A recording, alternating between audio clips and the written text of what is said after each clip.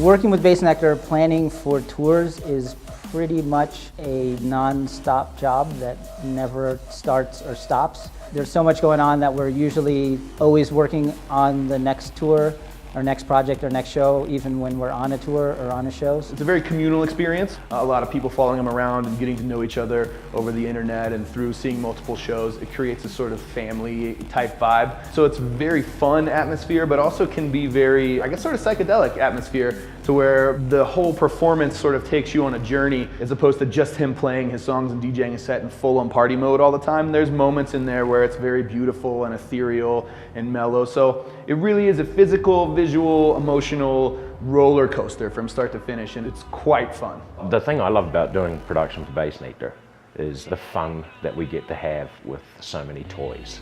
The production we're carrying at the moment, and specifically for this show today, is, you know, it's just like good cutting edge technology, amazing product. We get to play with it and have a whole lot of fun. This show is in 5 semi-trucks. People-wise, I guess it's probably about 50 people involved in what's going on the stage, including the local labour. And then of course there's all the auxiliary folks, you know, the people who are doing the catering and setting up the dressing rooms and security folk, etc. So yeah, it's a big project, a lot of manpower, a lot of manpower. The most exciting thing about being on tour with Bassnectar is probably putting up the most amount of PA that anyone's ever seen in the venues we're going into, and hearing and feeling it during the show. We get to build the show to our specifications. Lauren's a great guy to work with. He has a very firm vision of what he wants to do and how he wants to present. With that in mind, it's like we bring everything but the stage, you know, because Lauren has a vision, and the only way to do that is to build it yourself. Lauren puts together the material. When he's happy with the balance and the sound and the instrumentation, the composition, etc., it'll then go off to his mastering engineer. And a lot of care goes into the mastering, you know, right down to the frequency of the root note. So one thing that's happened in recent times, especially now that we've got the Leo with the LFC 1100s, is we're finding we can go lower as far as the bass drops and the root notes go, and we can get right down to like 26, 27 hertz cleanly and physically as part of the composition. Basically, I'll be making adjustments over the course of the show or from track to track based on what I'm hearing in the room, what the temperature is, how windy it is, whatever, you know, there's all sorts of things. So basically I then get to polish it, and then the kids go off. I actually went and checked out a bunch of different PAs earlier this year, and I came across the Meyer Leo, and it quite frankly, it just blew my mind. I was like, you gotta be kidding me, you know, this is awesome. And you know, I've said it before, it's a game changer as far as I'm concerned.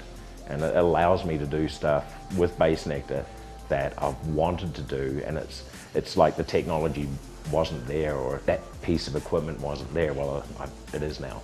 I'm really happy with the Leo rig. The ER Tour Sound is providing all the audio. Avid SC48 mixing console, Avalon 737 tube mic pre and compressors.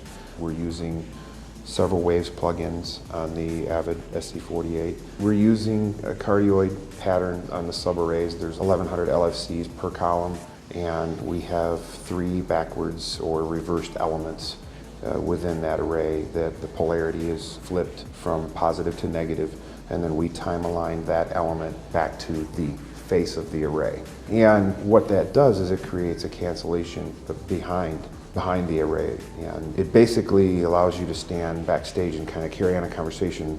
You don't have to yell, unlike front of house where it's a little louder.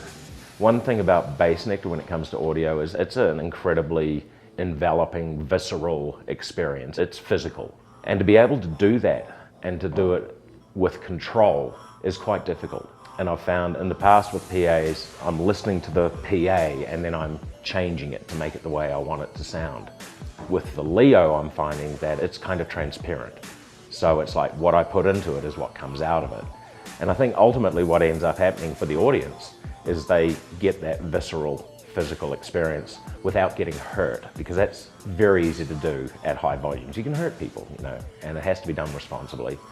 And having something like the Leo rig makes it so much easier because it's so clean, and I can get it up to the levels I need to without overdriving components or killing people. when you're looking to cover a venue like Red Rocks from front to back and the extreme angle up and trying to get consistent results in every seat so that everybody that's participating is experiencing a very similar vibe as the same person in the front row. I think the best comments to hear after or during a Bass Nectar show are just how happy and satisfied and how different and unique people's experience are at the Bass Nectar show, and to know that a lot of people recognize the difference from what we're doing to a lot of what else is out there.